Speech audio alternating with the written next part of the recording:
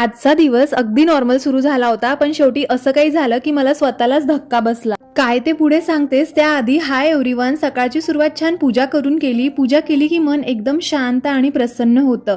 उद्या शान्वीच्या शॉर्ट ब्रेकच्या टिफिनसाठी avocado sandwich बनवायचं होतं आणि आजसाठी पण काही सामान हवे होते, म्हणून आजच सगळं सामान मागवून घेतलं.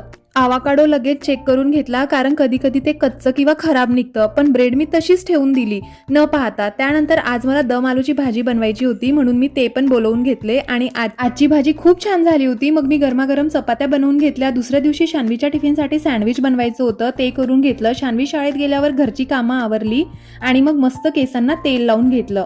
मी ना रिसेंटली हे पिलग्रीमचं नवीन सिरम ट्राय करत आहे. काही दिवस यूज केल्यानंतर त्याचा जेन्युइन रिव्ह्यू नक्की तुमच्यासोबत शेअर करणार. आणि आजचं सँडविच इतकं टेस्टी बनलं होतं ना की खरंच.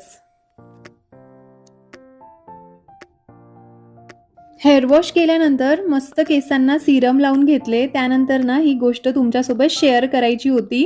ही ब्रेड मी कालच मागवली होती आणि खरंच सांगते, जर मी सँडविच बनवलं असतं ना तर मी वरचे 2 स्लाइस काढून सँडविच बनवून दिलं असतं शान्वीला. पण लकीली आज तिच्या बाबांनी सँडविच बनवलं होतं, म्हणून त्यांनी पूर्ण ब्रेड बाहेर काढली होती. तेव्हा त्यांना हलकंसं ना बुरशी दिसली होती त्यावर. आणि आता मी बघत आहे तर भरपूर फंगस आलेला आहे त्याच्यावरती. म्हणून आपल्या मुलांना काहीही खायला देण्याआधी एकदा पूर्ण पॅक आणि एक्सपायरी डेट नक्की चेक करा. चला भेटूया नेक्स्ट व्हिडिओमध्ये. बाय.